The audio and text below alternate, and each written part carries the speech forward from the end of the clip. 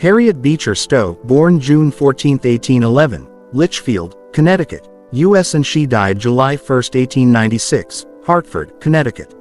She was an American writer and philanthropist, the author of the novel Uncle Tom's Cabin, which contributed so much to popular feeling against slavery that it is cited among the causes of the American Civil War. Harriet Beecher was a member of one of the 19th century's most remarkable families. The daughter of the prominent Congregationalist minister Lyman Beecher and the sister of Catherine, Henry Ward, and Edward, she grew up in an atmosphere of learning and moral earnestness. She attended her sister Catherine's school in Hartford, Connecticut, in 1824 to 1827, thereafter teaching at the school. In 1832 she accompanied Catherine and their father to Cincinnati, Ohio, where he became president of Lane Theological Seminary, and she taught at another school founded by her sister. In Cincinnati she took an active part in the literary and school life, contributing stories and sketches to local journals and compiling a school geography, until the school closed in 1836. That same year she married Calvin Ellis Stowe, a clergyman and seminary professor, who encouraged her literary activity and was himself an eminent biblical scholar. She wrote continually and in 1843 published The Mayflower, or sketches of scenes and characters among the descendants of the Pilgrims. Stowe lived for 18 years in Cincinnati, separated only by the Ohio River from a slave-holding community. She came in contact with fugitive slaves and learned about life in the South from friends and from her own visits there. In 1850 her husband became professor at Bowdoin College and the family moved to Brunswick, Maine.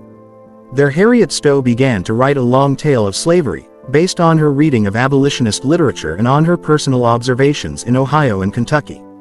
Her tale was published serially 1851 to 1852 in the National Era, an anti-slavery paper of Washington, D.C. In 1852 it appeared in book form as Uncle Tom's Cabin, or Life Among the Lowly. The book was an immediate sensation and was taken up eagerly by abolitionists while, along with its author, it was vehemently denounced in the South, where reading or possessing the book became an extremely dangerous enterprise. With sales of 300,000 in the first year, the book exerted an influence equaled by few other novels in history, helping to solidify both pro- and anti-slavery sentiment. The book was translated widely and several times dramatized, the first time, in 1852, without Stowe's permission, where it played to capacity audiences. Stowe was enthusiastically received on a visit to England in 1853, and there she formed friendships with many leading literary figures. In that same year she published A Key to Uncle Tom's Cabin, a compilation of documents and testimonies in support of disputed details of her indictment of slavery.